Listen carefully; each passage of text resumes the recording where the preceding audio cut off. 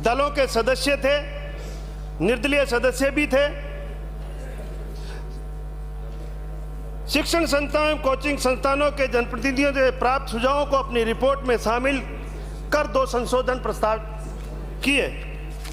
माननीय अध्यक्ष जी, माननीय सभापति जी, पहले संशोधन में कोचिंग सेंटर के पंजीकरण के लिए न्यूनतम विद्यार्थियों की संख्या 50 से बढ़ाकर 100 किया गया, ताकि छोटे अस्थायी व असंगठित स्तर पर चलने वाले ट्यूशन सेंटर अपनी सुविधाएं विद्यार्थियों को उपलब्ध करा सके। दूसरे संशोधन में अनियमितता या का प्रावधान का उल्लंघन पाए जाने पर शास्ति को 2 लाख से कम करके 50,000, द्वितीय बार में 5 लाख से कम करके 2 लाख एवं उसके बाद भी उल्लंघन जारी रहने पर रजिस्ट्रेशन रद्द किए जाने का प्रावधान किया। परवर समिति ने शास्ति की राशि को कुछ कम किया ताकि संस्थानों पर अनावश्यक बोझ नहीं पड़े और वे नियमों को भय से नहीं बल्कि सहयोग की भावना से नियमानुसार कार्य कर सके। ये दोनों सुझाव केवल कानूनी सुधार नहीं बल्कि इस बात का प्रमाण है कि हमारी सरकार संतुलन और न्याय में विश्वास करती है। हमारा उद्देश्य विद्यार्थियों को प्रतियोगी परीक्षाओं के लिए बेहतर शिक्षा उपलब्ध कराना, जिससे हमारे विद्यार्थी कोचिंग सुविधा के अभाव में अन्य प्रदेशों के विद्यार्थियों की तुलना में पिछड़े नहीं और साथ ही कोचिंग संस्थाओं को भी अनावश्यक कठिनाइयां नहीं हो सके। मैं माननीय सभापति महोदय जी, आज सदन में कुल 11 सदस्यों ने अपने सुझाव दिए और चर्चा में भाग लिया। डॉक्टर सुभाष गर्ग साहब, श्री हरिमोहन जी शर्मा, श्री शांतिलाल जी धारीवाल, श्री हरि चौधरी, श्री पूछाराम जी गोदारा, श्री मनोज कुमार जी सादुलपुर, श्री रविंद्र सिंह भाटी जी, श्री सगन सिंह जी राजपुरोहित, श्री डूंगरराम गेदर, श्री मनोज कुमार जी सुजानगढ़ और श्री रफीक खान जी। इन माननीय सदस्यों ने इस विधेयक पर अपने विचार व्यक्त किए। मैं सभी माननीय सदस्यों के प्रति हार्दिक आभार एवं धन्यवाद प्रकट करता हूं। माननीय सभापति महोदय, जब हम राजस्थान की बात करते हैं तो हम गर्व से कह सकते हैं कि सदियों से शिक्षा और ज्ञान की भूमि रही है। यहाँ की माटी में महाराणा प्रताप जैसे महान वीर योद्धा ने जन्म लिया, जिनको वीरता, शौर्य, त्याग, पराक्रम और दृढ़ प्रण के लिए जाना जाता है। यह वह धरती है जहां वीर दुर्गादास राठौड़ ने वीरता के साथ साथ विद्वता का भी परिचय दिया।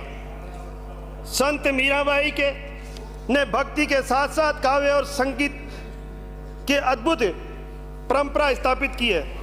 यह वह भूमि है जहां परंपरा और आधुनिकता के साथ साथ चलती है, जहां एक और प्राचीन काल में गुरुकुल व्यवस्था के अंतर्गत ज्ञान का प्रसार हुआ, वही आज आधुनिक कोचिंग संस्थाओं के माध्यम से लाखों विद्यार्थी अपने सपनों को साकार कर रहे हैं। आज के युग में कोटा ने इसी गौरवशाली परंपरा को आगे बढ़ाया और एशिया की कोचिंग राजधानी के रूप में अपनी पहचान बनाई।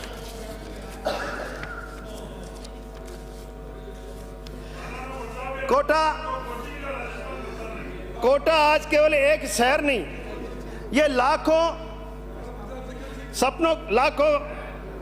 हमारे बच्चों का सपना का केंद्र है।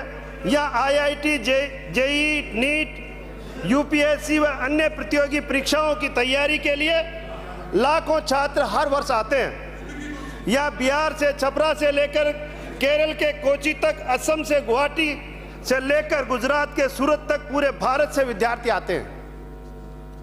वे अपने साथ केवल किताबें नहीं लाते, कॉपियां नहीं लाते, बल्कि अपने विचार, अपने परिवार की पूरी उम्मीदें, माता पिता के सपने और अपने भविष्य की आकांक्षाओं को लेकर आते हैं।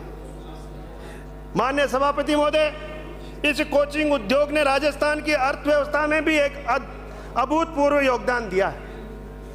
आज कोटा में ही लगभग 2.5 से 3 लाख विद्यार्थी हर साल आते हैं। इससे प्रत्यक्ष और अप्रत्यक्ष रूप से लाखों लोगों को रोजगार मिलता है।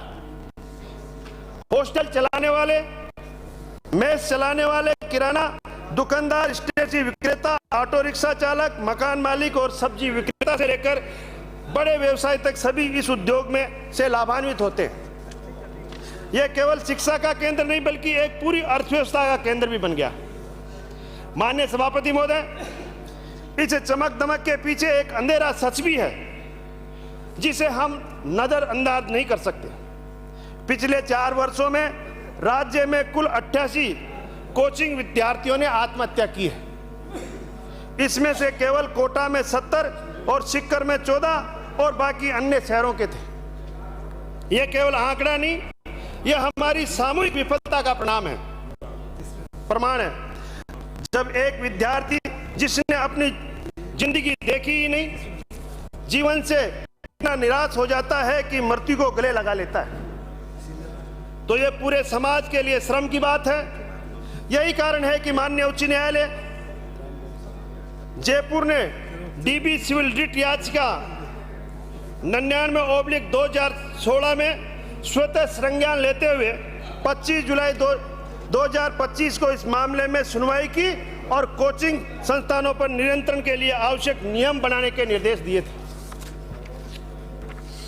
वर्ष 2017 में Tata institute of social sciences Bombay ने कोटा में कोचिंग विद्यार्थियों की आत्महत्या के मनोवैज्ञानिक पहलुओं का अध्ययन करवाया गया था। इस अध्ययन के निष्कर्षों ने कई चौंकाने वाले तथ्य सामने आए। अध्ययन के अनुसार 70% से अधिक विद्यार्थी गंभीर मानसिक तनाव से गुजरते, 40% विद्यार्थी नींद की कमी और अवसाद से जूझते, 30% विद्यार्थियों ने स्वीकारा कि उन्होंने कभी न कभी आत्महत्या के बारे में सोचा है।